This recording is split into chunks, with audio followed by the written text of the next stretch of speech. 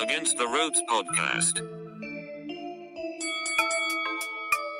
Against the Ropes, number one.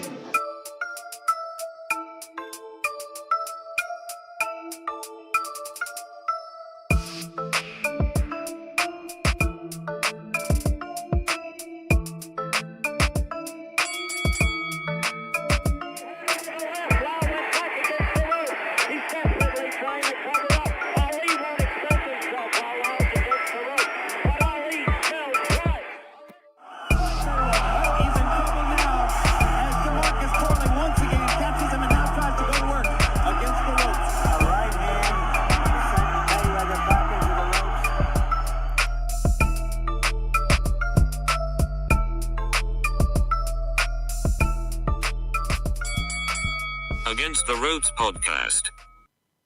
Ladies and gentlemen, welcome back. AtR podcast. Gio Garcia here alongside Christian Mosqueda. We're back for more, Chris. Big episode, big week.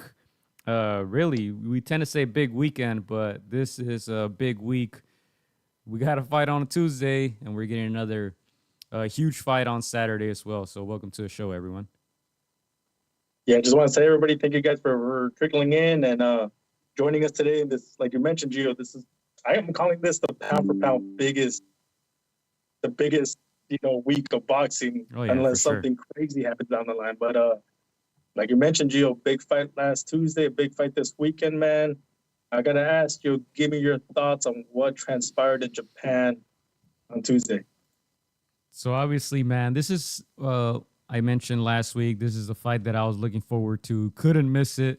I was glad to see a lot of people posting this fight. A lot of people woke up for it. What time was it here? It was 4 a.m., right, Chris? Something like that? Like 4:15, 4:30. But you couldn't miss this one, man. And honestly, the monster did not disappoint. We knew what he was capable of.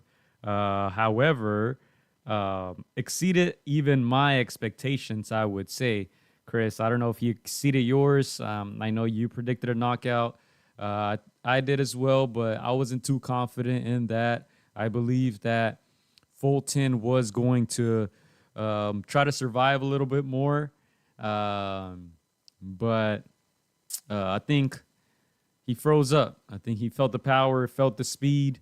And Inoue made him freeze and stopped him ultimately in 8 rounds. What a great performance. And let me tell you this, Chris. We're going to start off hot. The number one pound-for-pound fighter in the world is from Japan, ladies and gentlemen. Yeah, no, I think you hit it right on the button. And after a performance like that, going up a division, he started off at 108. Now he's at 122. And to do that to an undefeated, in their prime, bigger guy, a guy that came to your backyard with a whole lot of confidence, man, that speaks volumes. And like you said, Gio, he exceeded my expectations. I had picked him to win by knockout in the 11th round. I thought Inoue was just too special, but I didn't know how special. 8th round knockout and to not even make it competitive. I think he sweat every single second of that entire fight. Dude, that just speaks volumes to what kind of fighter he is. Yeah, 100%. And Big Bro says, pound for pound number one, regardless of what happened Saturday night. Ain't nobody convince me otherwise. And look, man, I call it the Canelo effect. Everyone has a game plan until what, Chris? What did Mike Tyson say? So they get hit in the face. Man. It seemed like Fulton just went on autopilot. He got caught in the same rhythm, the same really the same pattern the whole fight. Not the Fulton that we're accustomed to, but that's what great fighters do, man. You see a lot of these fighters against Canelo freeze up, and then people call them bums, and people say that they're no good. Guys like Callum Smith, definitely not a bum. Billy Joe Saunders, Caleb Plant, these guys were world champions, and once they felt that Canelo power, they froze up, right? I think Inoue is great also in that sense. Made Fulton look bad, let's just be honest. And Fulton, to me, I think I mentioned it last week, but I've also mentioned it before in previous podcasts. To me, I had him top 15 pound for pound. For some people, I can see why they say that's a little high, but you know, the unified champion of 122, skillful boxer, had that very good win, controversial even against Brandon Figueroa. But if you were watching Fulton for the first time Tuesday, you probably wouldn't think so highly of him, and that's not his fault, man. Inoue is just on another level. I'm not sure I've ever seen anything like this. Obviously, they're going to compare him to Pacquiao and that run that Pacquiao had. Inoue now conquered his 4th division in only 25 fights. He has 22 knockouts now, I believe. But I've never seen anything like it because I haven't seen anyone with that much power, that much speed, that much skill, and also defensively, very good defensively, very good counter puncher. I mean, he's really the total package, and I don't see any boxer right now in the world better than Naoya Inoue. Yeah, for me, from the get-go, Inoue just did not let Fulton get comfortable from the first second. And like you said, people were kind of, thinking that Fulton was going to, use his bigger size and his amateur boxing pedigree to kind of win some rounds early on. And that was not the case. Inoue, just his power, his jab was just so crisp. He was just in total control from the get-go. He got a rhythm, and he never let on. I was thoroughly impressed because I didn't have Fulton too high, but I did see how a lot of the boxing world, the boxers inside the industry were really, a lot of them were favoring Fulton. And when you go up in weight classes, sometimes you chew off more than where you can bite, and this was not the case. This was not the case with the monster. He devoured Fulton, and again, just big time impressed, bro. Big time impressed, and a lot of people are calling him the number one. I don't see how you cannot name him the number one. Yeah, it's crazy too because we come here after every fight and we speak so highly of him, but even then we're still impressed. I've been calling Naoya Inoue one of my top pound for pound fighters for I don't know how long, Chris, and we'll reference that video in that WBSS tournament that we had 4 years ago. We'll get into that, but I know I've had Inoue top 3, top 2 for the past 2-3 years. I know a lot of people weren't giving him that credit because, in the lighter divisions, they don't tend to get that type of respect. A lot of people did not recognize some of his opponents. I think the Nonito fights kind of put him on the map in the you can say the mainstream fans, you can say. But this guy's been fighting world champions for a long time. He's been destroying champions for a long time. He's been knocking out world champions for a long time. And that's rare. That's rare in today's world of boxing, really. Yeah, man. You're referencing that video that we did 4 years ago when we chopped it down to how good is Naoya Inoue. And I know that sometimes we're victims of the moment. But even then, back then, and I think I was probably foreshadowing a little bit. And I know you kind of like knocked out and you're like, okay, relax, Chris. But even back then, I remember saying, like, I see glimpses of a Pacquiao. It might be a little too soon, but I just see those glimpses.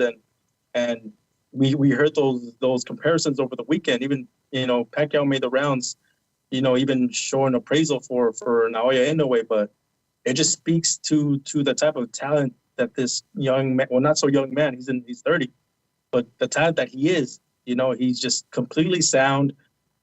He's obviously an offensive machine. He is a very good defensive minded. And man, I don't. People are now, saying that he could go up two more divisions and even conquer those guys. So that says so much about him. Yeah, 100%. And I mentioned how the way that he defeated the unified champion at 122 going up in weight. I mean, I don't know if we've seen that in recent times, the way he dominated. But, Fulton, a very good boxer, just had nothing for Inoue, you can say. I think he landed maybe one good combination that I saw throughout the whole fight. Other than that, it was all Inoue. It was a jab.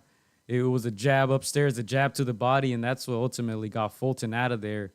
That stabbing jab to the gut, and then upstairs coming back with the straight right upstairs was hurt. His glove touched the canvas, but it still pounced on him. We talked about him being one of the best finishers in boxing. I believe I called him the best finisher in boxing last week, and he pounced on him as soon as he was hurt, landed that left. You guys see it there on your screen. Beautiful to the chin. The most accurate puncher in boxing today, Naoya Inoue. I mean, once he has you hurt, that's a wrap. And Chris, that was one of the questions that you wanted answered from this fight, right? Fulton, if he gets hurt, will he be able to survive? He could have probably continued, but I think there was that consistency of the referees that night in Japan, because it looked like Robeisy Ramirez, his opponent, probably could have continued as well. But, they showed that consistency once the guy was hurt.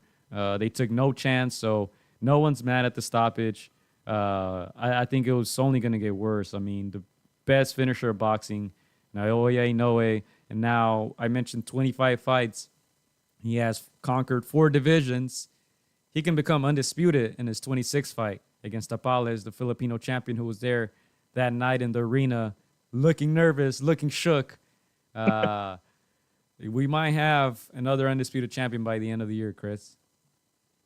That is insane to even just like that's a probability, that's a possibility, and almost a certainty the way Tapales was looking at Inoue. But back to your point, Joe, you're right. One of the questions I wanted to answer was, how was Fulton gonna respond if he got tagged hurt, if he was in that, those deep waters? And man, I honestly can't blame him. Like you said, Joe, that Inoue is one of the best, if not the best finisher. So like I can't really blame Fulton for not digging deep. There was just so much time in that round. Inoue was just all over him. Accurate pinpoint puncher. Yeah, I cannot knock Fulton for that one. He was just against a very great fighter and finisher in Naoya Inoue. And Gio, just to piggyback, I did say, this fight is going to tell us more about Fulton in a way than Inoue, but dude, he turned the script on us again. Yeah. This told us more about Inoue. Again, just, we keep just giving him all the accolades, and he keeps surprising us. And dude, I'm gonna run out of superlatives by the end of this freaking podcast. Man, I don't know what else do you say about it? Yeah, he looks like a Dragon Ball Z character out there, Naoya Inoue. And Big Bro says Fulton tried, but I think the power deterred him to throw more. He caught Inoue with a couple clean rights, but Inoue just got mad. Came right back at him. He just had no answer. And yeah, that's the impressive part. I want to come here and say, oh man, I'm a little disappointed that Fulton didn't decide to box more. But like I said earlier, I don't think it's his fault. I thought he was going to move a little more. But Inoue is a master in that ring. And, you're really fighting his fight. Big props to Nonito. I think they mentioned Inoue has won his last 14 out of 15 fights by way of knockout. Nonito was one of the guys the only guy who survived in those last 15 fights. And he took it to Inoue. A lot of people were saying, oh, man, look, he exposed them. He exposed some weaknesses. We came out here and said, look, Nonito sucks for him because he got the rematch and he made Inoue a better fighter. And you see it now. And Inoue seems to get better and better. I don't even think we've seen the final product yet. And that's the scary part. That's what makes him the monster. 122, like you said, it almost seems inevitable that he's going to win those belts. And people are already trying to match him up with guys at 126, 130. That's how you know you're great, man. But Robeisy Ramirez is a fight that can happen. He's at 126. He's there with Top Rank. He just fought in Japan on that undercard. So that's something to look out for. But I think it's almost certain that Inoue is going to conquer 122. Insane. And just to piggyback, off of Nonito, it kind of just speaks volumes how great Nonito is too. At this age to be the guy that gave him like the most trouble, especially in that first fight. And I just saw an interview where they asked Nonito, about this performance, and he just says like, hey, even I didn't give him enough credit, and I've been in the ring with this guy, so it just shows how great Inoue is. And Nonito does talk a little bit about that second fight. He's all like, I know that I wasn't gonna beat him in a decision, so I kind of had to take a risk and open up a little bit and try to catch him with something big. I got caught, and that's how she wrote. But it just shows you with an Inoue, you're gonna have to take risks, and you might go out on your shield, but that might be the only way to get him out of there. But again, I don't see anybody in and around 122 and under that can do that. And so he's gonna bust a Lomachenko, and he's gonna go up divisions just to get a challenge. So, man, I can't wait to see that. Nonito literally broke his face. Yeah. He took him deep waters. So if there's any question that it has that dog in him, I think that was a fight. Even that, I mean, we talk about the skill, the power, the speed, the chin. You got to add the heart. He showed us that he has it. So it's going to be very difficult to be a guy like Nonito. I feel like even if he's 70, 60%, he could still beat 90% of the guys out here. A lot of people were mentioning El Pantera, Luis Neri as a possible opponent. Mexico, Japan, always wars. So that can be a possible exciting fight. But we want to see Naoya grab all the belts, make history, and then possibly conquer a fifth division after that. I mean, even during Pacquiao's run, at times Pacquiao looked vulnerable. At times guys were able to expose those weaknesses. You think about the Juan Manuel Marquez fight, especially fight 1, where he knocks Marquez down 3 times and then gets outboxed for the rest of the fight. He had his ups and downs conquering all those 8 divisions. As of now, Naoya's only flaw has been going 12 with Nonito Donaire, and then he came back the second time around and demolished him. So, scary fighter, great fighter, must-watch TV. You would think that he's going to get big fights out here in the U.S. Another great top-rank fighter. Just amazing. I can't remember the last time I've been this excited about a boxer. Yeah, no, he's fan-friendly, all-action fighter. Again, shades of Manny Pacquiao, just rolling through these divisions. I would even say more technically sound than Manny Pacquiao.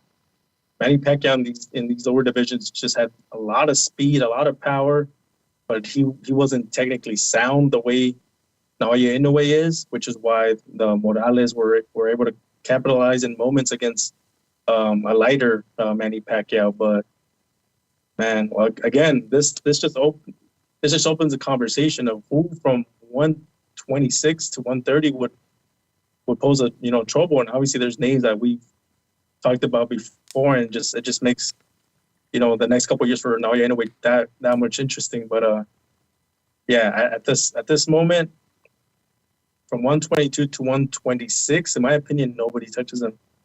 She's just a once in an era kind of fighter. Yeah, and it was a good fight. It was entertaining. It almost seemed like he was just going to 12-0 Fulton, just win every single round, right? But that 1-2 just so quick. Fulton didn't even see it, and that was that. Once he hurts you, it's over.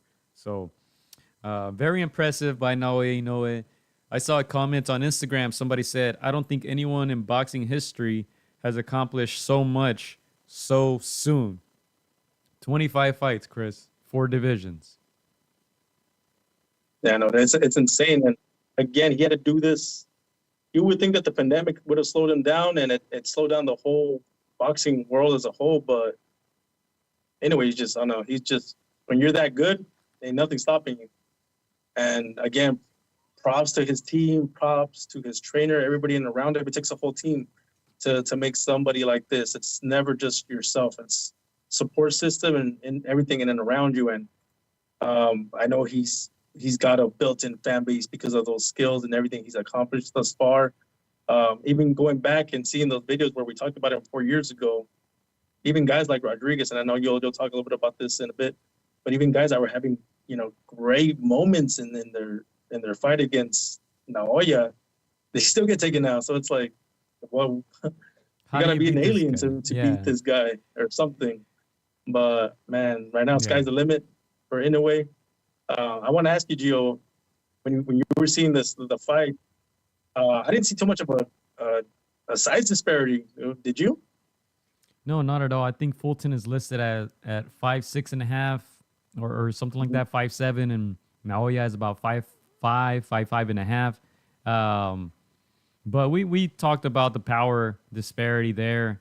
It was definitely going to be a factor in the fight, and it proved to be that, the biggest factor, which in a way kind of sucks for Inoue, no pun intended, but because I think people don't talk enough about his skill. They get so enamored by the power and the speed and the flashiness that, some people don't recognize his ring IQ, man. He's very smart, great counter puncher, sets you up.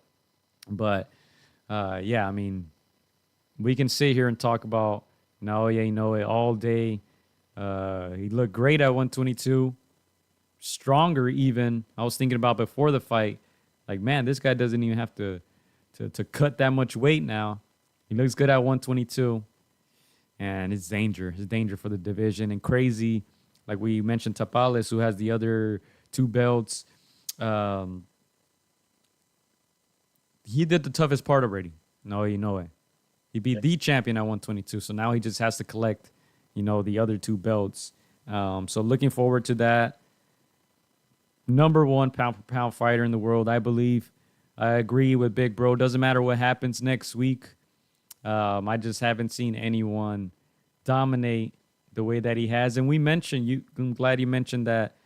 I believe his name is Emmanuel Rodriguez fight, Puerto Rican. He fought him about 4 years ago. That's the clip that Chris was talking about, and I'll go ahead and share that in the community tab so you guys can watch it. We're talking about Naoya Inoue 4 years ago. He fought an undefeated champion who had never been dropped. He got clipped a couple times. But with all that being said, he finished them in 2 rounds. So he was impressive back then. He's impressive now, and he's only gotten better.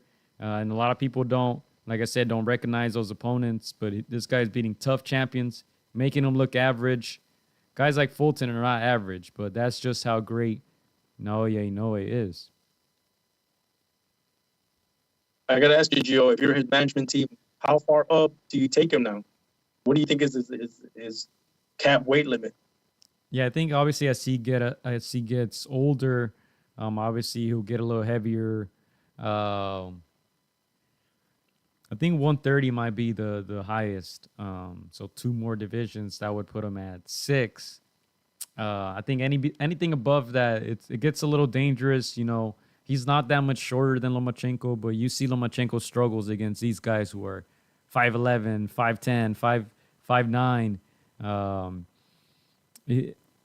I'm not sure I remember guys that big at 135 growing up. I mean, these guys are huge. So I believe 130 might be the cap for him. We'll have to wait and see how long he fights for as well. But yeah, he doesn't have the biggest of frames. Not sure. What do you think? You think he could go up to 35? Oh man, I think Lomachenko is also a generational type of fighter, and like you said, he even struggled at 135, 130, and then with the fighter just recruiting. I want to say 130 as well. I want to say 130 is his cap. But even on a bad night, he could get some of these guys trouble. But again, these guys are bigger. They carry more power. He won't be able to take the punches from the bigger guys. But just the fact that we're talking about that, when you don't talk about this with other guys, just says a whole lot about him. We're looking for challenges outside of his weight division. Just because there's no he's already decimated everybody in and around his division. So again, he's a special fighter. I think of guys like Meldrick Taylor they were just so good for their divisions, and they went up and to seek those challenges, and it didn't favor them. So I wouldn't like to see Naoya do that. He's too special to be flirting with those too heavy divisions. Maybe up to 126, 130. And yeah, be smart about it. But yeah, definitely number one pound for pound.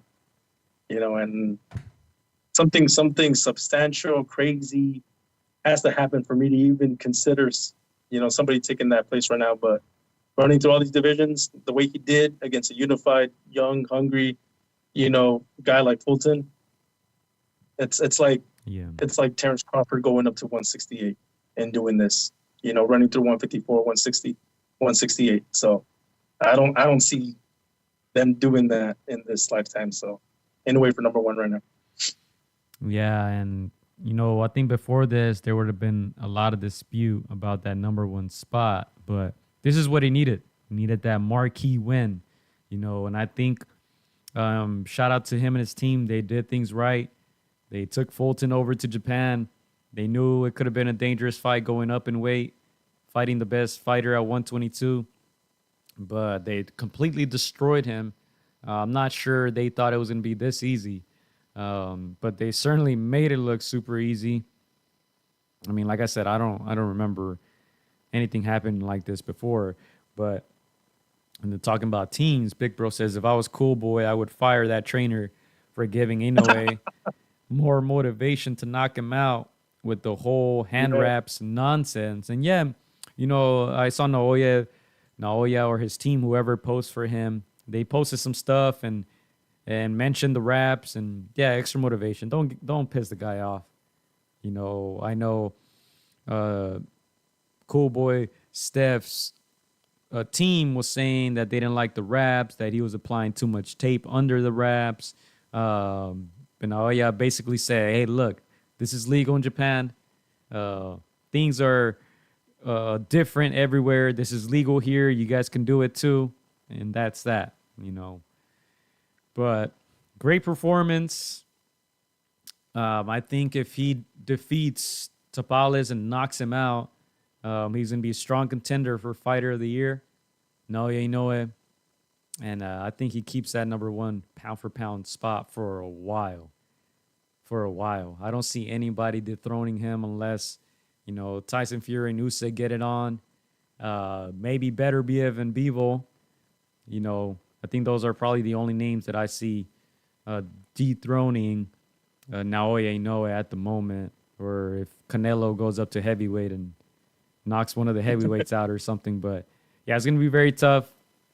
Solidified his spot as number one pound for pound.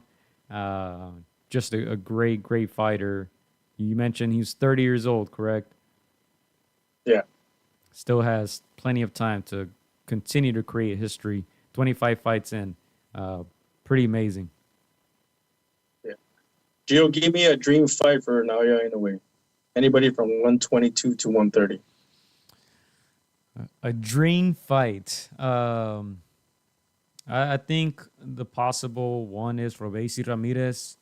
I like to see him in there against someone like Oscar Valdez.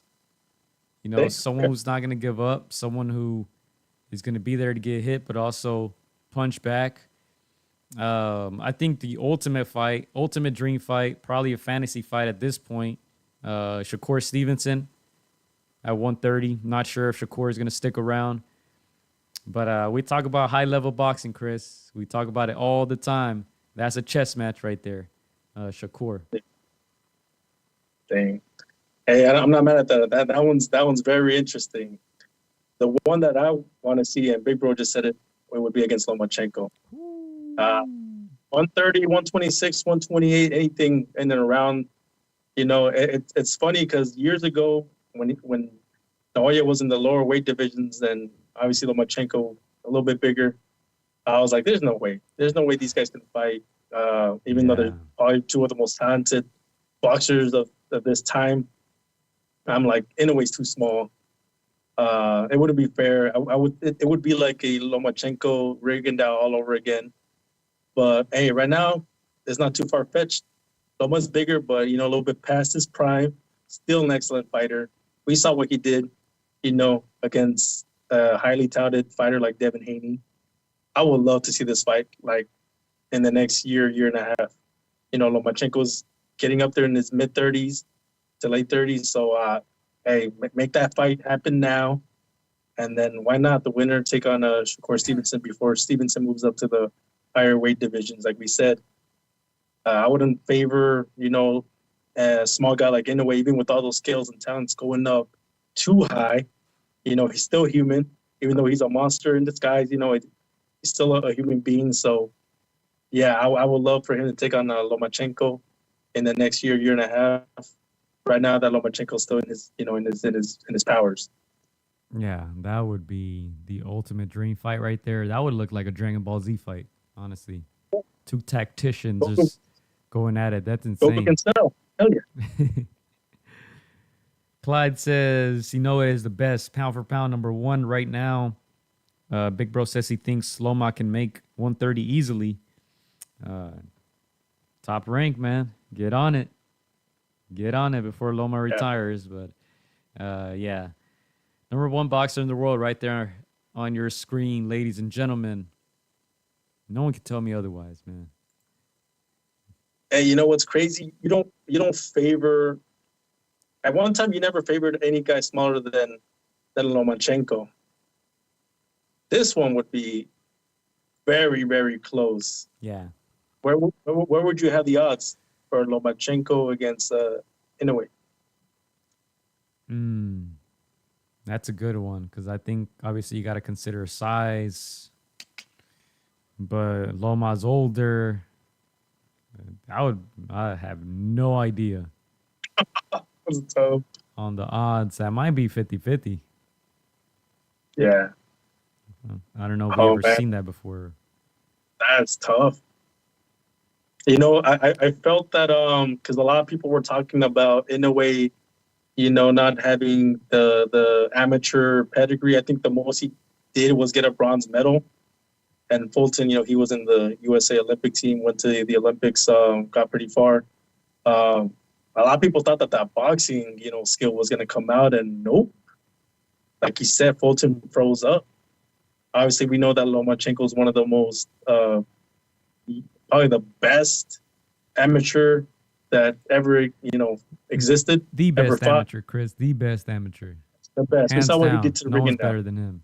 So, obviously, these are the pro games, and obviously, Inoue has made a great, showing in his professional career. So, I don't know, man. This one's tight and tough, man. Hey, let's not forget, Lomachenko dominated anyone his size or smaller.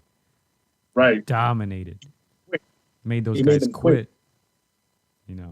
So, yeah, this is a dream match, man. Take my money right now if they make this happen. Again, they talked about this 2 years ago, but Lomachenko, seeing what he did to Reagan, a lot of people were like, no, he's too small. But hey, it's not too far fetched now. So that is the type of fighter that can make Inoue even rise to another level, and that's scary. But yeah. 9-3 says, does Andy Cruz not exist? He wasn't a Lomachenko in amateurs, tell you that much. We can talk about Robeisy Ramirez too, talking about Olympic champions. But before we get into that, let's go into some comments. Clyde says Spence will be number 2 after he KOs Bud. Even though Loma was robbed against Haney, I'd go with Inoue. And Big Bro says Loma 55-45. Damn. Yeah. I don't know. But yeah, I think that's a good segue, Chris. Last comments on Inoue's destruction of Stephen Fulton before we move on to Robeisy. He's already already a once in a generation kind of fighter. He's on the road to greatness if he keeps this up. 1,000%. And look, a possible matchup with Inoue is Robeisy Ramirez, as we mentioned, 2-time also Olympic gold medalist. Went through a struggle, at the beginning of his career, lost his professional debut. He has 13 wins in a row ever since, 8 KOs. He got a good stoppage against Shimizu there in Tokyo, Japan. Fifth round stoppage, looked good, continues to get better and better. Defending his title, big fights coming up for Robesi. And I know one guy who raised his hand is our boy El Venado Lopez, who has a meeting with Joey Gonzalez September 15th. But I know he was saying, congrats to Ramirez, and hopefully we can fight at some point. So that would be another great matchup. But big ups to Robesi, going to Japan, looking good, dominating, getting the stoppage, continues to look good. And also shout out to Stitch Duran, who was in his corner. Always good to see a friend of the show, Stitch. Yeah. No, again, Robesi is he's flipping the script on what people thought was going to be one of the greatest, amateurs to flop on the professional scene. But he's sat down his punches. He's reinvented his style, and he's doing great things, man. Again, he's put his name back in the hat. And I'm looking right now at the super bantamweight, featherweight, super featherweight names, and man, just in a way, doing this just makes everything that more exciting. Obviously, the bantamweight names: Gio, Marlon Tapales, WA, IBF Championship. We go up one division to the featherweight. You got Lee Wood, Ray Vargas, Brandon Figueroa, who gave Fulton, a hell of a fight. He's the interim at WBC. You got our boy Venado Lopez in the IBF, and then Robesi WBO. So that's the 126. And dude, these little divisions are stacked, man. Again, fans, mainstream fans of boxing, they got to pay attention to these little guys, man. They're the ones that are really carrying the sport. But man, again, shout out to Naoya Inoue, heck of a fighter. He is the guy. If you're gonna get to boxing, watch this guy. 1,000%. And you mentioned the stacked division. That's even a possibility for Naoya to go up to 126, make some money. There's some guys there at top rank, so that's doable. I did want to mention the whole Robesi controversy with Cuba. The embassy of Cuba prohibited him and the broadcasting channel to play the Cuban anthem. They kind of threatened him and warned him against using anything with Cuba, with the Cuban flag on it, any logos. He was very upset, but they spoke about it. They spoke up about it, denouncing communism, and they couldn't believe that, his country would do that, not showing any support at all, prohibiting him from using anything related to Cuba. I know he was very upset, but look, Robesi, one of the greatest amateur Cuban, fighters of all time, really, and he's going to continue to represent Cuba. So it kind of sucks, even I was a little surprised that, they can do that and have that much power, but it didn't affect anything nonetheless, and it only made him speak louder, if anything. Wait, so he was denouncing communism, and at the end of the day, the government got their way all the way in Japan? Yeah, so they were saying that the Cuban embassy reached out to the broadcasters and said that they were not allowed to play the Cuban national anthem before the fight. And they reached out to Robesi's team and told them not to use anything with Cuba on it. So don't sport the Cuban flag, logos, anything. And that's when he, spoke up and said that it was a disgrace, denouncing communism. And obviously, if he's not in Cuba, that means he deflected, right? So I suppose that's why they're showing no support toward him. That is nuts. That's crazy. They must have threatened something. Something must have happened there for them to still not go through with it, man. But shout out to Robesi. Again, this is why we're lucky to live in the country that we live in, because, even though they don't agree with what we say, or we're able to say stuff that we don't agree with the government, and they can't tell us not to wear these colors. So, shout out to Robesi, man. We know he loves his country, and he's always representing. And like you said, Gio, he's always gonna wave that flag outside of those arenas because he's a proud Cuban. Anybody that gets into the sport, most of the time they got that country behind them, and that's one of those things that you can, just be proud of to represent. So shout out to Robesi. Yeah. You doing your thing. Yeah, and he came out after. He posted some pictures with a Cuban flag, and him and his trainer were singing the national anthem. They continue to speak loud against that stuff. But, yeah, unfortunate. And Big Bro says Jimmy Lennon Jr., who you probably won't see many times on ESPN, but Jimmy Lennon announced him as fighting out of Florida. Shaking my head, he says. So, yeah, man, crazy how politics can affect everything, right? But Big Bro says Top Rank and Disney are weak for conceding to those demands. For real. Yeah. And it's not like they're having fights in Cuba. Like, come on, Top Rank. They got scared, man. They took a knee. El Venado says 9-3. Venado's his toughest fight. Yeah, I don't know if he's talking about Robesi. I think he's talking about Robesi, but yeah, Venado right now is on a roll. He's looking really, really good. He has all the momentum, all the confidence in the world. So looking forward to watching that Joel Gonzalez fight. He should be able to stop Joel, I think, in my opinion. Hopefully he trains right and he looks good and goes in there healthy. And then there's bigger fights on the horizon for Venado. But yeah, big congrats also to Robesi. And a lot of action, 122, 126, man. Stacked division. So exciting stuff. Just like what we hope to watch this Saturday, right? More exciting fights. There's the undercard is looking decent. And, of course, the main event is those two men right there, the welterweight champions, Errol Spence Jr. and Terence Crawford. Chris, has the excitement kicked in as we move on now to this topic? We talk about pound for pound. Has the excitement kicked in? Can any of these guys, do something to convince us that they are the number one pound for pound fighter in the world? Can they dethrone Naoya Inoue, who currently holds that spot, at least to us and to the majority of boxing fans? Hey, I'm gonna be real. I'm still pinching myself. I don't know if it's like I don't know if it hasn't sunk in that fight is like this Saturday.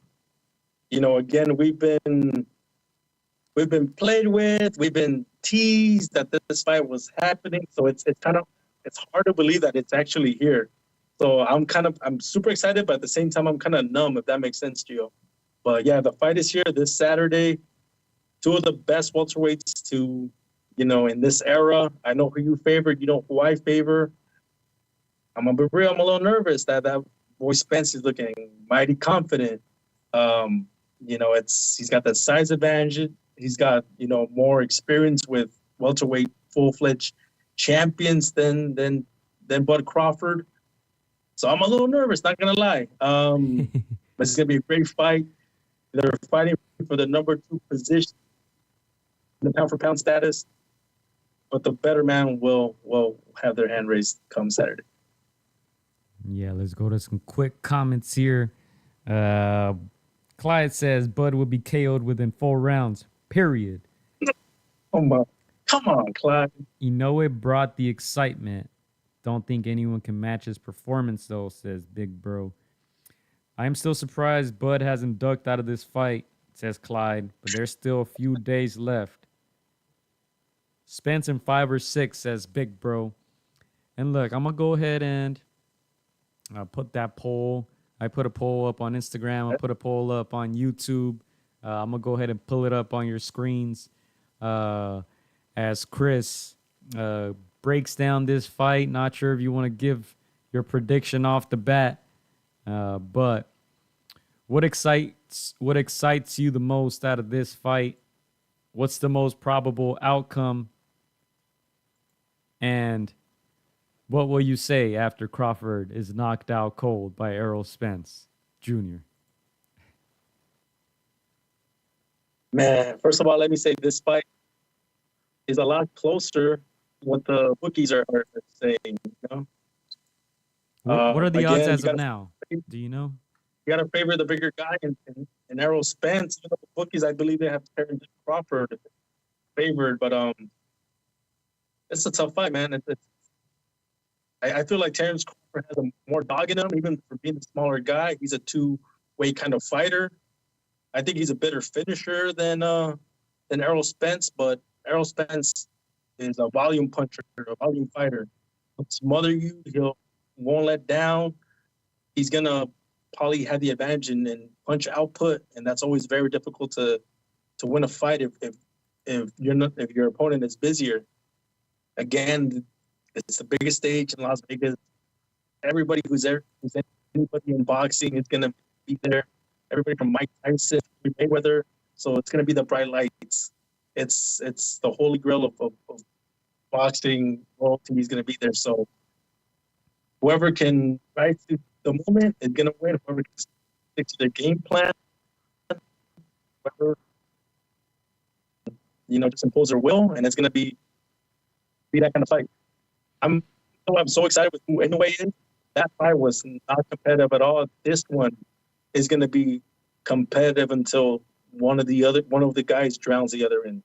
So we'll see what happens. I'm excited. I'll believe it when they're in the ring, round one. So let's go.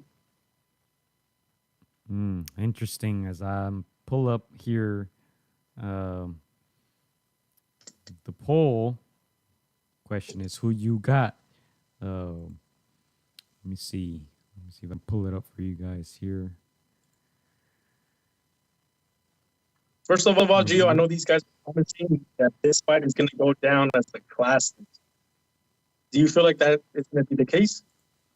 I don't think so, man. Even the whole lead up to it, the hype, I feel like it's not there. I'm not sure how much they're going to sell, but I honestly haven't heard much about it. But as I always say, I'm probably not the right guy to, ask because I don't spend too much time on the internet or whatnot. But I haven't heard like a crazy amount of people talking about this. I heard more people talking about Tank Davis and Ryan Garcia. So we'll see. I don't believe it's going to be a classic. Man, I wish Clyde was here last week when you said your blasphemous comments. Clyde, we were debating. I was saying that this fight doesn't even match up to De La Hoya Trinidad. And Chris here proceeded to disrespect De La Hoya and said that he was an elite welterweight. And it just got out of control, man. But I wish Clyde was here to back me up on that one. But yeah, I don't think this is Trinidad De La Hoya. I don't think this is De La Hoya Mosley. It's a good fight. It's an undisputed fight, but Crawford is 35, Spence is 33. Crawford can't sell out a family picnic. He can't put people in seats unless it's in Omaha, Nebraska. 35 years old, finally fighting in a big fight. My question is, what's the biggest stage he's ever been on? Well, let me just say, Joe, I agree that Ryan and Tank, mainstream-wise, is more popular than these two guys. And De La Hoya Trinidad was more popular than these guys to the mainstream because those two guys had countries behind Puerto Rico and Mexico and the US of A. These two guys, in my opinion, they're one of the two most talented welterweights. The problem is that they're not the most exciting personality-wise, and we know that the American fan base is not built in when it comes to their American boxers. Let me stop you right there. Let me stop you right there because I think that's the worst argument. That for some reason there's a lot of very bad arguments in boxing, like, oh, you have to take it from the champion, you have to make it convincing and take his belt. No, you just got to win 7 rounds. If you win the fight, you win the belt. There's a lot of these false narratives in boxing. Oh, this guy gasses out. Who doesn't gas out in a boxing fight? It's a boxing fight. These guys are fighting for 12 rounds. Of course they're going to get tired, right?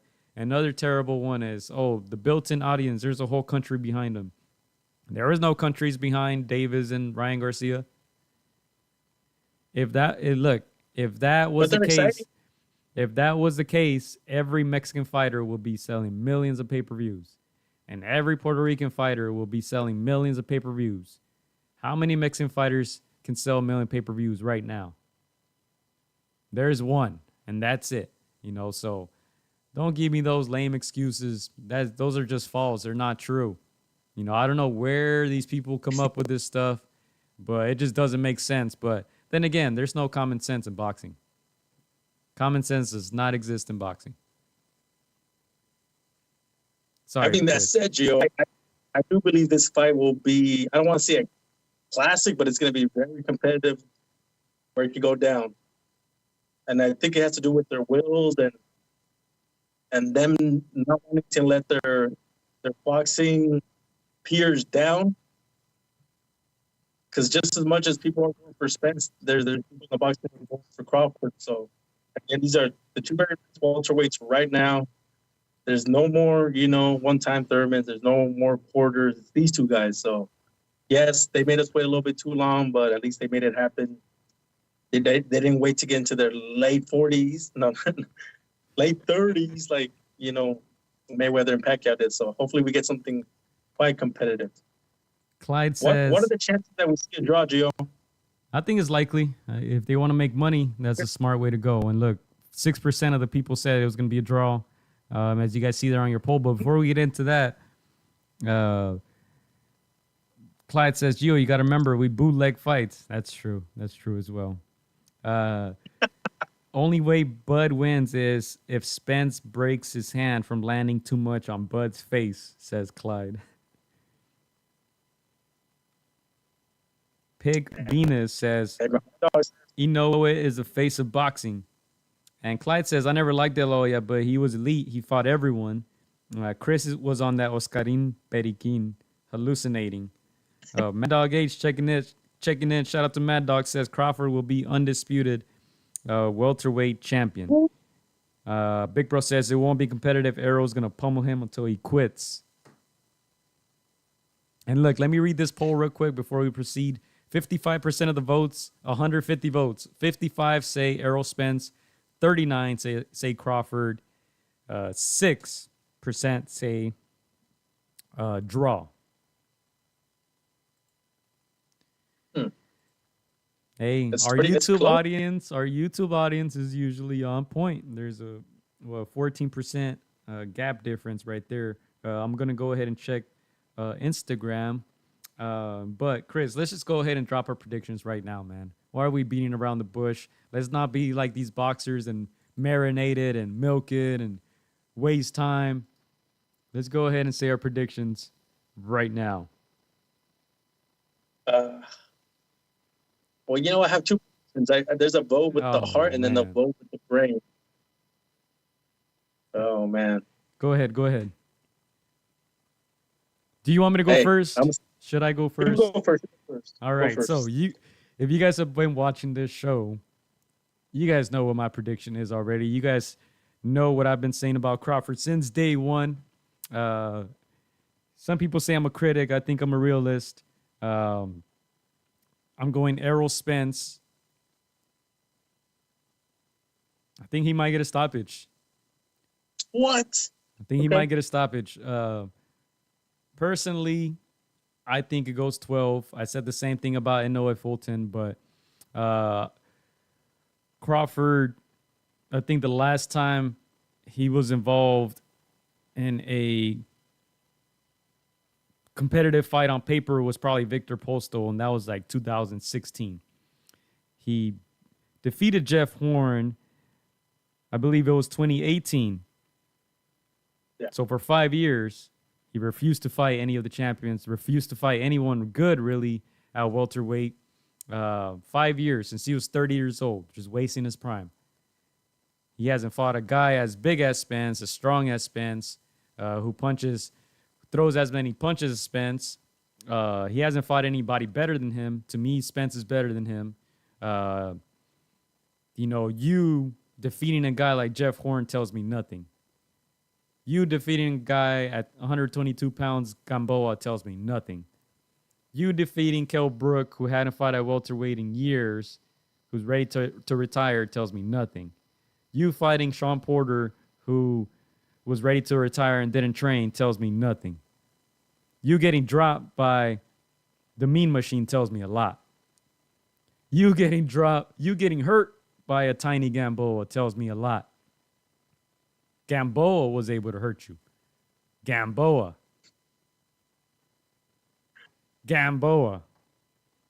Not Spence, Gamboa. Spence is what? 5 inches taller? Maybe 60 pounds heavier? It might be a long night for Crawford. It might be a short night. But I think he just wasted his whole prime. Hasn't fought anyone in the last 5 years. Really hasn't faced anyone at welterweight. You know, if you want to count Kell Brook, you can. If you want to count Jeff Horn, you can. If you want to count Sean Porter, you can. But you got to look at the context of all those fights. You know, he obtained his belt by fighting a PE teacher. You know, while Spence defeated Kell Brook in England, or Kell Brook in his prime, he defeated Sean Porter in his prime, and he defeated Yordeni Zugas after the car accident. So, I think Spence wins. I think a freak accident will have to happen for Crawford to win.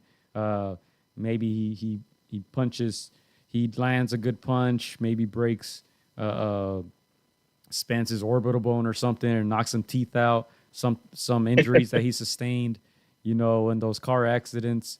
I think something like that is going to have to happen for Crawford to win.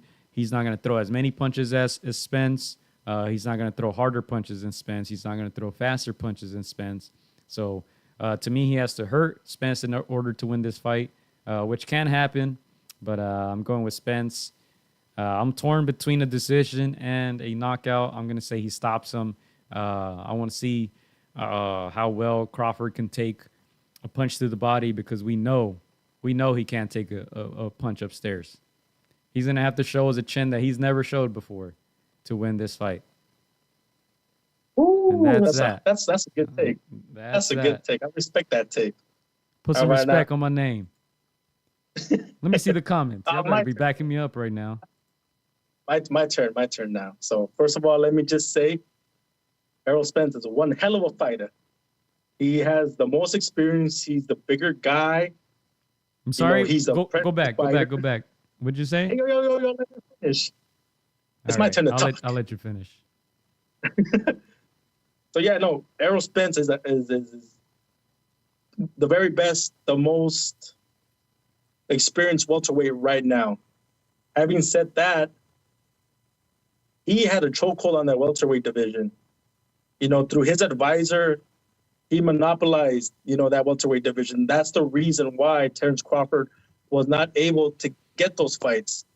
Terence Crawford wanted those fights from day one. Here we go. But when you got the powers that be, like an Al Heyman, like the Ghost Heyman, keeping all those fights in home, you're gonna freeze out a Terence Crawford. And I think because of that, Terence Crawford has a bigger chip on his shoulder. I think that's why he's developed that dog in him even more. I think that's why you've seen him do things to guys that not even Errol Spence has put away. Yes, Terence Crawford is less experienced with top welterweights. Yes, Terence Crawford, has been hurt by those smaller guys. But I believe Terence Crawford has more tools. He's a two-way fighter.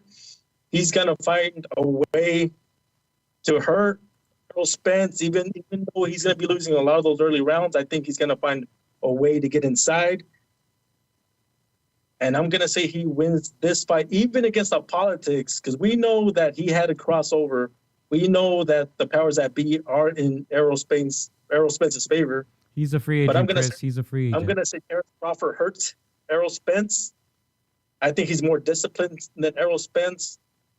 Terence Crawford does not get into car accidents, drinking, being irresponsible. He's a true professional, and I think we're going to see that come Saturday.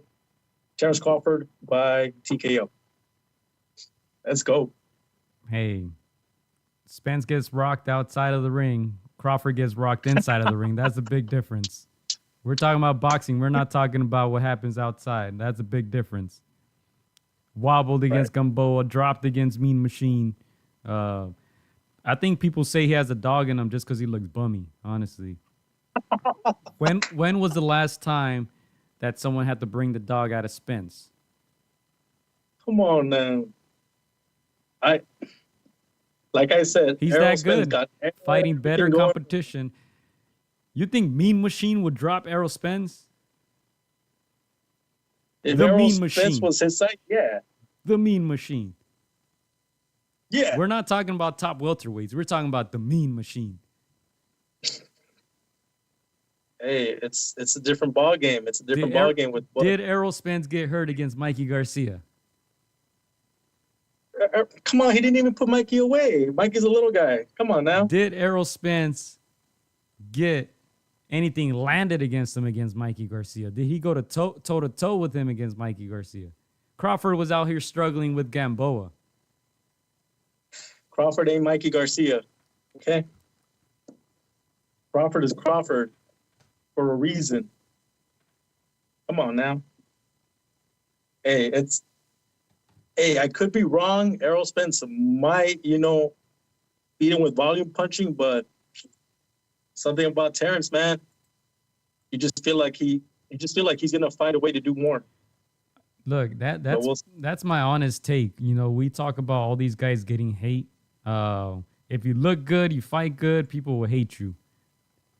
De La Hoya, Ryan Garcia, Canelo. Terence just looks bummy. I think that's why people like him.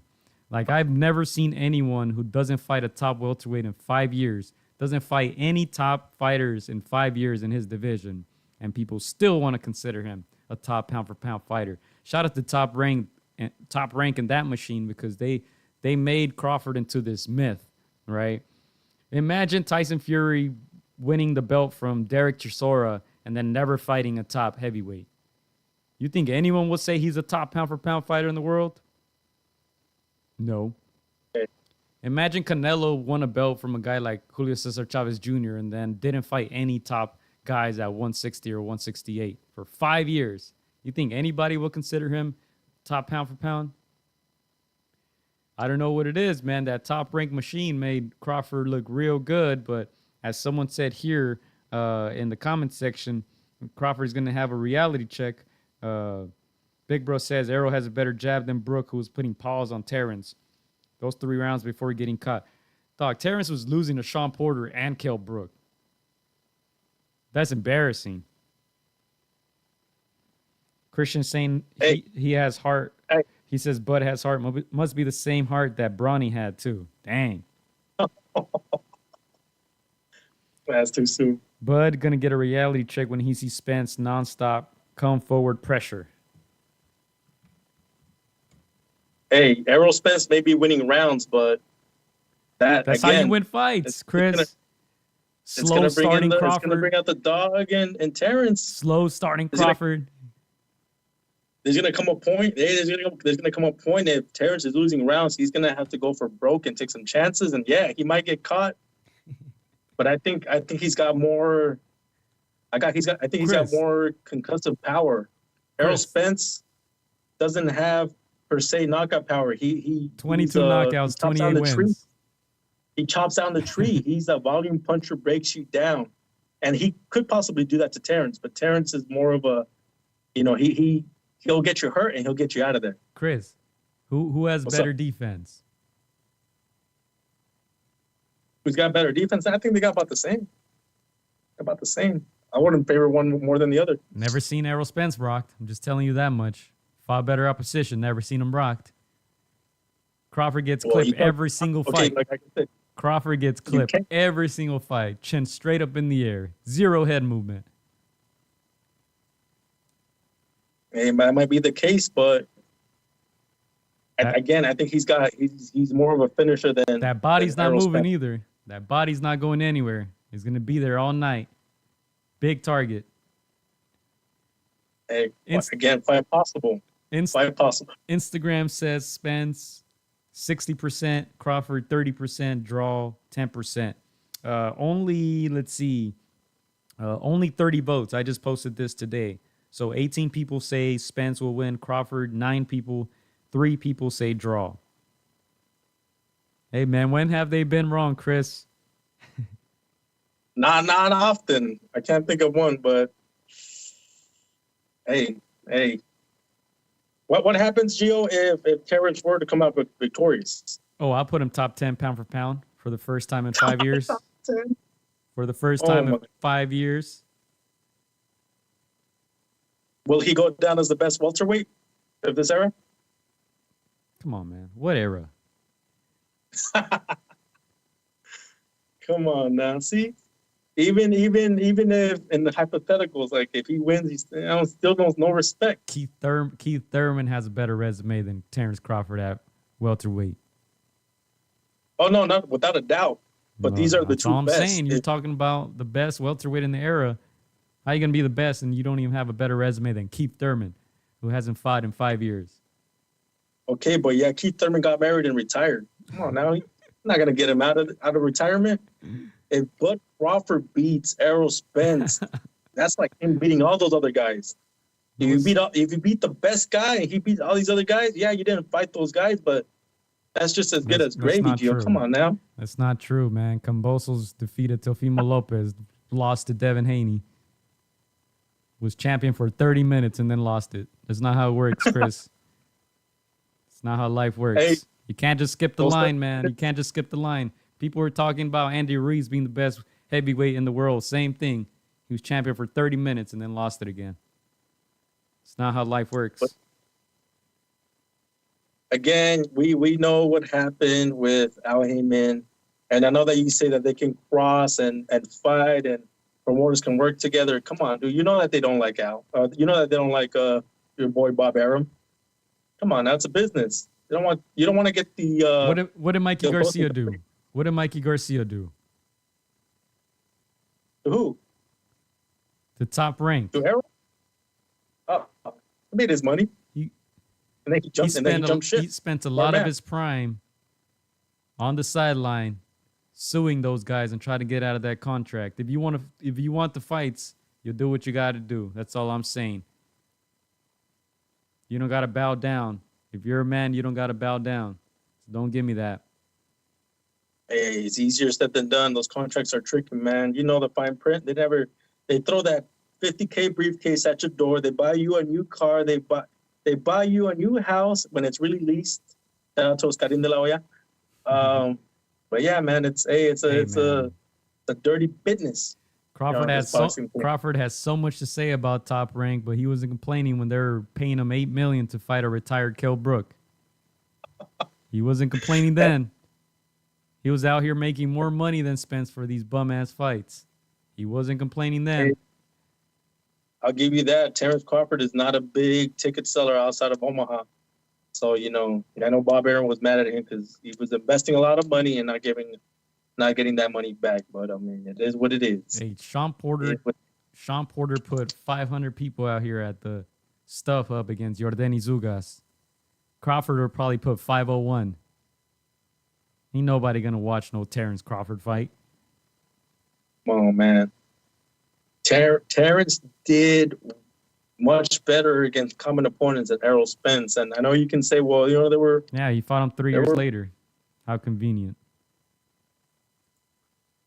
Hey, yeah, there might be a little asterisk to that, but hey, putting them away is not easy, man. Putting top fighters away is not easy. And for him to do that, just like Inoue did, you got to be some kind of special.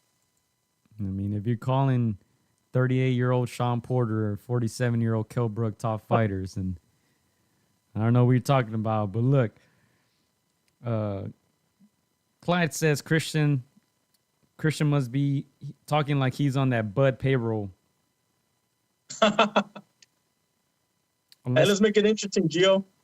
Unless Spence gets caught and re-injures his retina or the 16-month layoff plays a part, I don't see how Terence beats him. During the Mikey part, if you listen, Spence Corner said he couldn't put Mikey away. But who has ever put Mikey away? I don't get why people keep saying that. Let's make it interesting, Gio. I got a $50 bet with Big Bro. Man. If Spence wins. With us, if Terence wins, you just wear a Bud Crawford shirt. I'll get it for you. And if Spence wins, I'll rock I'd rather give you $50. I ain't gonna lie. Hey, if Errol Spence wins, I'll wear an Errol Spence on our next podcast. All right, let's do this. If I don't know, let's give us some ideas in the chat because you guys said you guys should bet. But should not be in the top 5 pound for pound. It's a disgrace, says Nick. 100% agree. You can't keep facing C-level fighters and be considered one of the top pound for pound. It's never happened in the history of boxing. Only with him for whatever reason. That was years ago. Spence changed his lifestyle, got a nutritionist, and don't blow up like he used to. Mikey's Mexican. No one's putting him away, says Nick. Let's see. Thank you. Finally, someone making sense is Notorious 9 JP. He was also losing rounds to David. David who? Same round, Gamboa rocked him. Crawford stopped him. I'm going to stop at the first part of the sentence. How are you getting rocked by a 122-pounder? Crawford resigned to top rank to avoid PBC fighters. He did, too. If Spence wins, Chris has to wear all pink for Barbie on the next podcast. I don't know about that, you know. But at 35 in his first 50-50 fight, hell no, he's not the best welterweight in his era. 1,000%. He's never been in a 50-50 fight until now, 35 years old. I don't get the hype. I don't get the hype, really. You know, you can look, hey, look, you can look like I can look like the best basketball player in the world playing against third graders. You know, if the Celtics play, who's the worst team in the NBA? If the Celtics play the Detroit Pistons for 82 games, they'll probably go 75-7. Like, that tells me nothing. You know, fighting C-level, D-level fighters, that tells me nothing. But we'll see. We'll find out. I could be wrong. You know, maybe he finds something that I've never seen from him before, you know, because the Terence Crawford I've seen is the guy who starts very slow, the guy who struggles against lesser opponents, the guy who gets caught and dropped against lesser opponents, and then shows tremendous power, you know. But great fighters dominate, just like that man on your screen. They leave no doubt. You know, right now I have a lot of doubts regarding Terence Crawford. That southpaw shit ain't gonna work. Hey, again, we'll see. Again, it's gonna be this pins the two best welterweights in the last 10 years. You know, people that know boxing, that have followed the sport, that have seen all the welterweights in the last, 10 years, know that these two guys are the best. They may not be, the way Gio said, as good as the ones from before, the Moseys of the past, the Leonards, but these are the two best ones in this era. So let's appreciate what we have right now. Hopefully we get a nice fight, a classic fight. I feel like it's going to be much more competitive than, Inoue Fulton. I don't expect it to be as close as Lomachenko versus Devin Haney, but it's going to be definitely more physical. They're two big welterweights. Obviously, Errol Spence could go to 154, 160.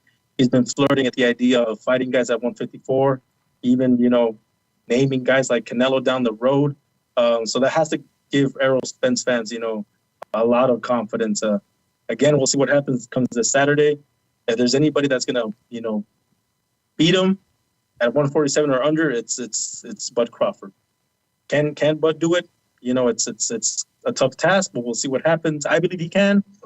I might be proving wrong. You guys might be shooting at me come next week, or I might sound like a genius and have a lot of things to say. But, hey, I'm glad this fight is finally here. Let's go. And there you have it. Chris, the last welterweight undisputed champion, Zab Judah, 2005. It's been a while. Dang. That's a nice fact there. I didn't even know that. Okay. Zab, stinky leg, Judah. But yeah, man. Undercard, Pitbull Cruz against Giovanni Cabrera. Cabrera was coming off defeating Gabriel Flores Jr. He's 21-0. Only 7 knockouts, though. I think this is a good fight for Pitbull to shine, being an undefeated fighter, but we'll see. Hey. Then Nonito. Nito's fighting for a vacant belt as well. So shaping up. I will be paying for this fight. If you guys want to shoot through and pitch in, feel free. What is it going to be, like $90? I'm sure PBC, those thieves, always robbing people's money. But yeah, I'll be paying for it. I think it's worth it. You got to support boxing. This is a big fight. I think it can break 100 million pay-per-views. I think it can. This fight has been brewing for so long. I think PBC typically, obviously, they inflate their numbers. We can't believe everything they say. You know, Top Rank keeps it real. They told us when Crawford only sold 50,000 pay-per-views. You know, they didn't lie about that. They were out here. PBC was out here telling us that Tank Davis was selling like 200, 300, fighting against guys like Pitbull Cruz. I mean, come on. Unless they bought it 100,000 times, those numbers doesn't make sense. But yeah, I think they do a pretty good job at promoting. A lot of times when there's PBC, like big events, I hear it on the radio or I see a billboard or something.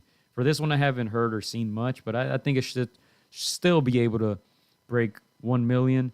Both guys are going to get paid. I think there's bigger things ahead for Errol Spence. He's looking at the Canelos of the world. He's looking for the big fights, 154. Whereas Terence Crawford, this is it for him. Like I said, didn't fight anybody at welterweight. Now he gets his chance. I don't think he's talking about 154. I think if there's a rematch, they were saying that it's at 54, not at 47. But Crawford ain't looking at bigger, better opponents. It's all about Errol Spence, and I think as soon as he feels that power, that speed, that animal coming forward, I think things are going to change. You're not going to see the same Terence Crawford, but what makes this fight so interesting, it is a 50-50 fight. We've never seen Terence Crawford in a 50-50 fight. Truthfully, in today's boxing, we don't get really 50-50 fights anymore. So this is one of those rare occasions. So I'm glad to pay for this pay-per-view. We hope it's a great fight. I think, Chris, you're overrating a little bit, talking about classic fights. I don't think there's anything classic about Terence Crawford.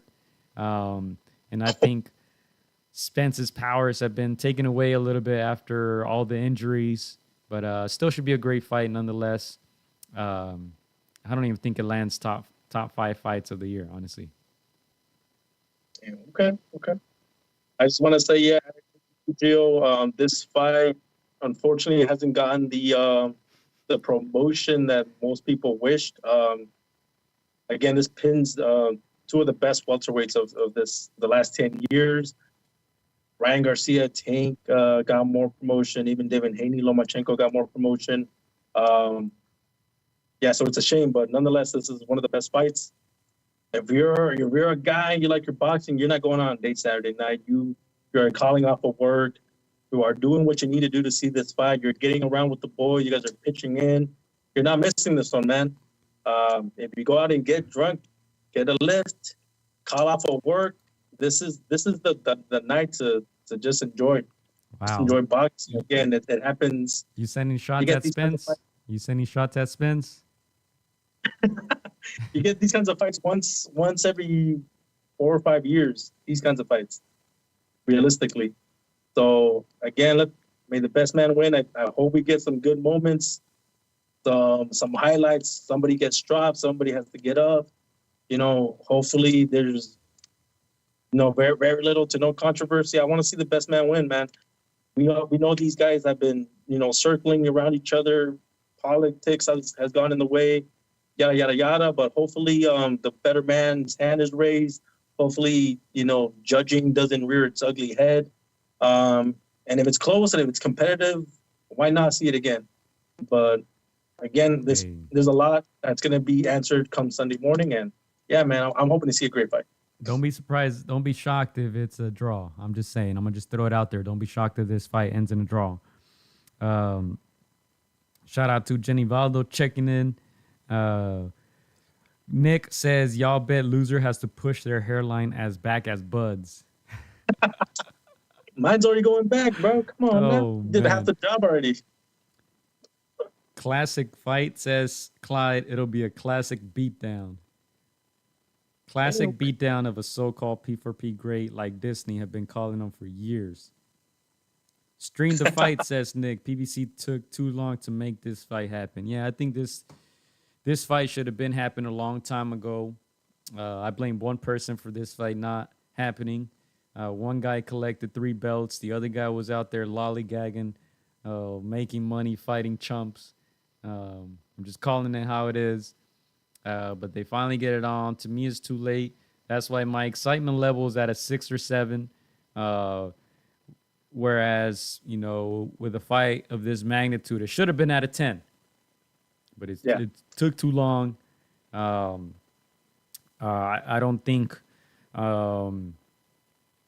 Spence beating Crawford at this point does anything crazy, at least for me. You know, I don't think Crawford beating Spence at this point does anything crazy for me. It doesn't get me too excited. Now, if they would have beat each other a few years ago, now we're talking. They could have probably been the number 1 pound-for-pound fighter in the world. Right now, you know, I think those guys were a little older, but I compare it to Pacquiao, Mayweather, in the sense that they just took too long. They didn't fight at their best. Pacquiao had already been knocked out. You know, Spence has been knocked out by the concrete already. You know, it's different. It's different. He had that eye injury. You know, it's different. Crawford has just been out here just collecting paychecks for free. You know, so definitely they're not fighting themselves. They're not fighting at their best moments, but still should be a good fight, and I'm gonna purchase it. Excited to watch Nonito. Pitbull, always exciting. Not a big fan of his, but always exciting. And of course, we better fucking get fireworks in that. We better get fireworks in that main event, man, because I'm gonna come out here and criticize PBC and criticize both Spence and Crawford, man. This better be worth it.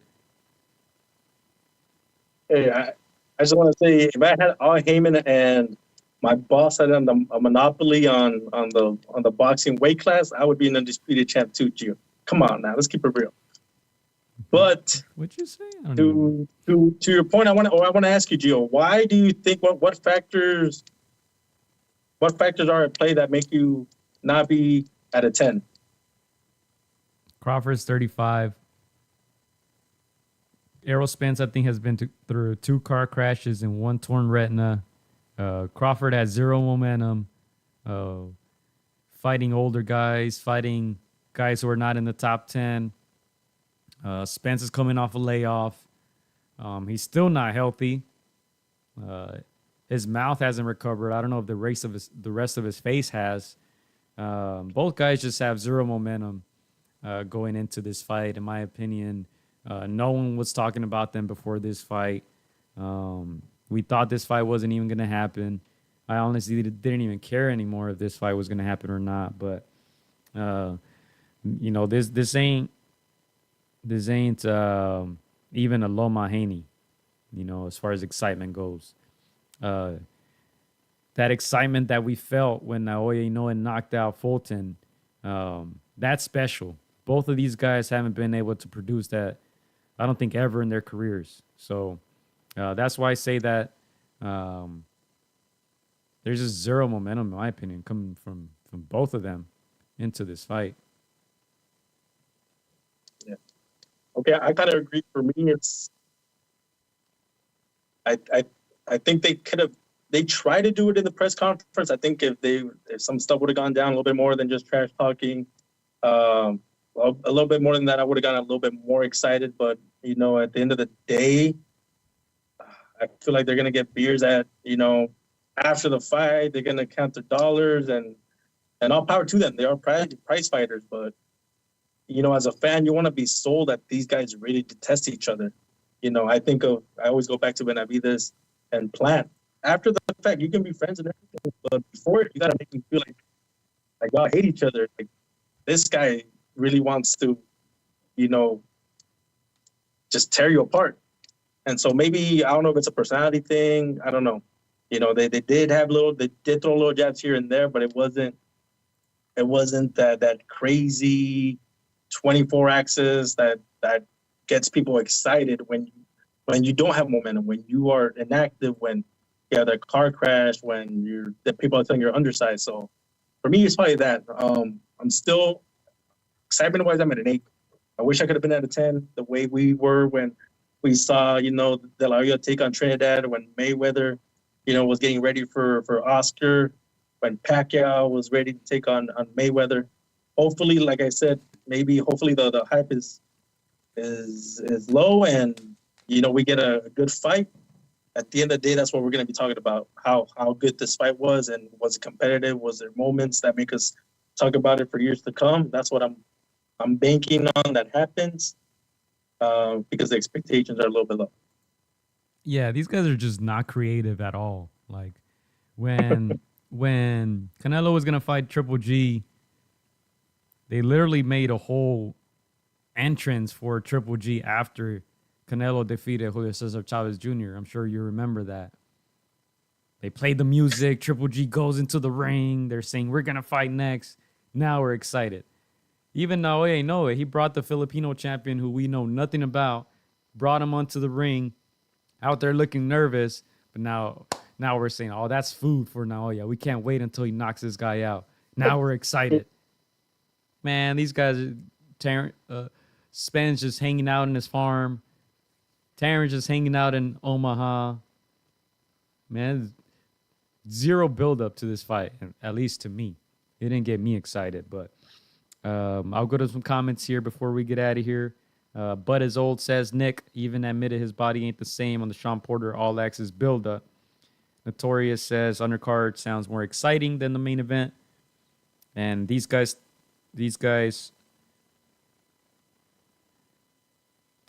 so beat up, they don't even have energy to talk trash. If you thought Tank Davis, Ryan Garcia was bad, this was even worse. They're talking about cooking fish, and I'm like, man, I didn't even watch any of those press conferences. Honestly, I watched All Access, Ryan Garcia, Tank Davis. Not sure if I'm gonna get to this one. I'm just not excited about it, but we'll see. We'll see. Big Bro says Spence hotboxing episode just came out today. And, Spence has been on his quote-unquote media run. He's been on several podcasts. And one thing that I do want to mention is I mentioned the one with Gillian Wallow, $1 million worth of game, where he talks about the teeth. You mentioned it as well, Chris, about him talking about that. But one thing he also mentioned was when he was in the hospital, he was saying that Al Heyman would visit him. And they were saying that when Spence was unconscious, that he was still called out Terence Crawford.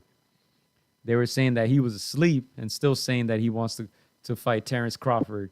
Those guys are probably looking at him like, man, you're never going to fight again. Look at you. You're on a hospital bed. You're unconscious. But, Spence was saying that he was still talking about, yeah, I'm going to fight him. Don't worry. I'm going to beat him out. I'm going to train after this. I'm going to get ready. And those guys, I'm sure, didn't believe him, but that tells me that he wants it, and I think he's willing to do whatever it takes to win. I think he's been through a lot. He's taken big hits. I think he's learned. I think he's just ready to take it to the next level. But we'll see. We'll see. We mentioned all the injuries. Let's see if his body will allow him to. He's 33 years old. He's not a young man. He ain't us, Chris. You know what I'm saying? But, yeah. I haven't taken too much punishment, I don't take too much punishment in the ring, Gio. I wrap things up in the third, fourth round. I call it a day, man. We don't get paid for overtime. Eldis Fernandez says, so Agent Canelo shut my mouth. Yep. Naoya looking impressive, man. Let's go back to Naoya, man. Don't let these two guys on the screen take his shine. Right now, it's all about Naoya Inoue. Nah, but yeah, that's all I got in this fight. I do think it's going to be competitive. I think it's going to be close. I think Spence wins a lot of those first rounds, maybe the first 3 or 4, 3 or 5. After that, Crawford better make it a fight. He better try to go toe-to-toe, catch him slipping, which could happen. It could happen. Both men have their flaws. Right now, I have Spence probably 6, 7 pound for pound, maybe. Crawford, I don't have him on my top 10. I think it's just common sense. You can't go 5 years without fighting top competition and still think that you're going to be up there with the guys who've been active, with the guys who've been fighting champions, with the guys who've been collecting belts, with the guys who've been going up in weight classes while you're stuck at 47, living off, beating Jeff Horn, the PE teacher, for a belt. So if Spence wins, I think it's in no particular order: Inoue, Usyk, Tyson Fury, Canelo. Spence probably 5. You got to consider Bivol too. You got to consider Beterbiev if somewhere up there too. So right now, a lot of good action. A lot of guys collecting belts. A lot of guys fighting top opposition. So these guys will have to earn their spots. Not sure how high Crawford goes if he defeats this version of Spence. But I'll probably put him like 9-10, honestly. And I'll just end it with this. I know we're not at the level 10 of excitement that we should be. This fight should have happened years ago, 2-3 years ago. But I look the glass half full, man. I'm like, we finally got this fight. It's been a banner year for boxing. We've gotten the best fights all year that we had in the previous 3, 4, 5 years, especially post-pandemic. So we finally got this fight. Hopefully it's better than the billing has been. Again, hopefully we get some moments of greatness from each of those two guys. It's definitely going to be more competitive than Fulton in a way. So I'm looking forward to that, man. And again, one of these guys is going to, go down as undisputed. Like you said, Gio, something that hasn't happened since Zab Judah. So I'm excited for that. Again, come Saturday, it's on. So let's go. Yeah, and I made a comment last week that for some people may be considered a hot take, but I said 147 right now is one of the weaker divisions. If Spence wins, he said he's going up to 54. If Crawford wins, I think he's taking mandatories because he doesn't want to fight any of the top guys. Or he might vacate and move up or retire or whatever. But I think after that is wide open because who's going to win the belts at 47? Virgil Ortiz is having a lot of health problems. Boots Ennis, you would think, would swap up some of those belts, and then what? Essentially, yeah, there's really not that many guys at 47. You would think some of the guys at 40 might go up. Maybe the Josh Taylors, maybe the Regis if he can't get a big fight at 40. Maybe go swap one of those belts at 47. But, all roads led to this fight. It's finally happening. And it better live up to the hype. I know Spence and Crawford have been trying to build it up. So, this is best fight of the century and this and that. But it's to me, it's not even the best fight this year. I think we're still going to get bigger fights than this one. But nonetheless, it's happening Saturday, hopefully. And we'll be back next week to break it all down, Chris. Do it. As for me, my pick, you already heard me, Gio. Surprise pick for most people. But I say Terence Crawford, TKO. I'm going to say 11. TKO 11. I think that car crash took more out of Errol Spence than he wants to let on. Yeah. And I'm saying Errol stopping Crawford. Both of us are saying it's not going to 12. But like I said earlier, don't be shocked if it goes to 12 rounds, and don't be shocked if it's 6-6. Split down the middle. Yeah, that's all I got, Chris. No, for me. Are we taking any bets? Are we taking any bets? Clyde says, Chris better get a pink Barbie shit ready for next podcast. Bud is losing. I don't know if it goes that far in, but I'll definitely wear an Errol Spence shirt if he is to come out victorious. And again, I respect both of these guys. I like Errol Spence. I know he's both of these guys have done a lot to get to where they're at. This fight has been a long time coming. Outside of boxing, this is going to be their biggest, their biggest bag. So this is going to secure their family. And, when these guys first laced up. That's the reason why they did it. They wanted to change their their family's lifestyle, and it's happening. So now it's legacy defining fight. Again, hopefully we get something great, something worth talking about for years to come. Because these guys are the two very best in that division. Yeah, I'm glad he mentioned something worth talking about, because let me tell you, something not worth talking about is Terence Crawford's resume, even though I'm going to go ahead and read it for you guys. His last 10 fights, let's say. David Avenacian. There's going to be a lot of Europeans in this, by the way. Sean Porter, Kell Brook, Egidius Cavaliuskas, Amir Khan, Jose Benavides Jr., Jeff Horn, Julius Hidalgo, Felix Diaz, John Molina Jr., Victor Posto, Henry Lundy, Dieri Jean, and Tomas Delorme. Whereas Errol Spence, Yordenis Ugas, Danny Garcia, Sean Porter, Sean Porter, Mikey Garcia, Carlos Ocampo, Lamont Peterson, Kell Brook, Leonard Bundu, Chris Algieri, Alejandro Barrera, Chris Van Heerden, and Phil LoGreco. So that's how they come into this fight. Spence hasn't fought since April of 2022, a little over a year. And Crawford, his last time he fought was in December of 2022 versus David Avenacian. So there you have it, man. July 29th, Las Vegas, pay-per-view. The Undisputed Crown is on the line. Undisputed Crown. So what are we doing? If Crawford wins, I'm wearing a pink Barbie shirt or what? I'm down. I'll be down to do it. Oh, heck nah. We're really gonna do that? I don't think I know anybody that has a pink Barbie shirt. We'll find a pink shirt somewhere, man. Okay. Let's take our time with it. Bud's resume. We wear a pink shirt. A pink shirt, with the opposing fighter's face on it. Let's double up. Sound good? How are we gonna get that? I can write Terence Crawford with a Sharpie if you want on the pink shirt. I'll be down to do that. I know people that can make it happen. How about that?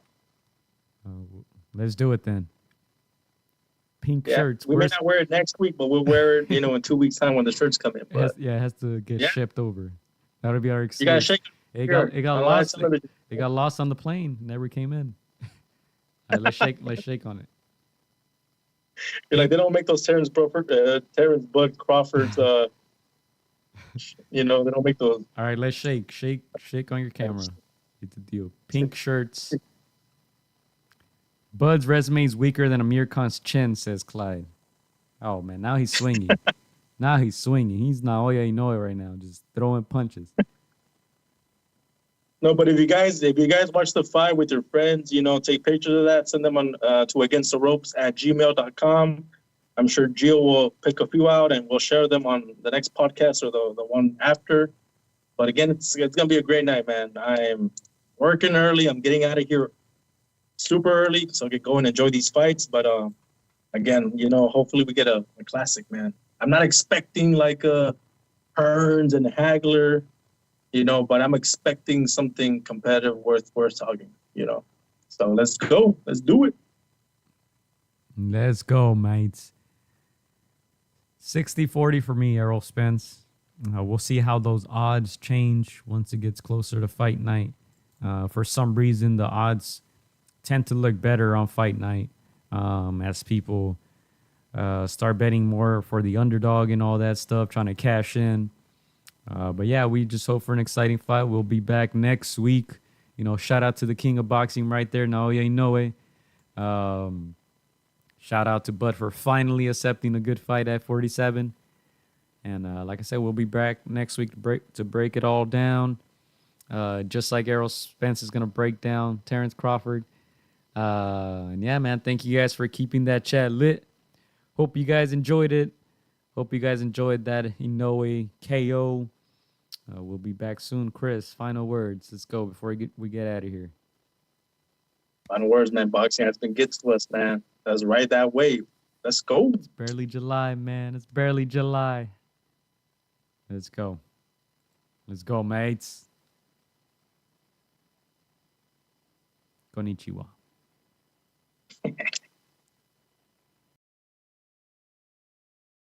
Michael, you already know I said I'm a fun guy.